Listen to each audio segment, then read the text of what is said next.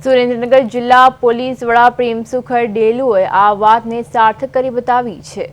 એક વિકલાંગ દંપતીને જમીનના વિવાદમાં ન્યાય અપાવ્યા બાદ જ્યારે દંપતી આભાર માનવા પહોંચ્યું ત્યારે એસપીએ જે માનવતા બતાવી તેના દ્રશ્યો અત્યારે સોશિયલ મીડિયા પર વાયરલ થઈ રહ્યા છે।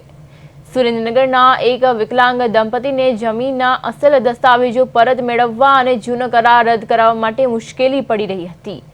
આ મામલો જ્યારે એસપી પ્રેમસુખ ડેલુ પાસે પહોંચ્યો ત્યારે તેમણે પ્રોટોકોલ બાજુ પર મૂકી પોતે ઓફિસની બહાર ગ્રાઉન્ડ ફ્લોર પર જઈ દંપતીની રજૂઆત સાંભળી હતી।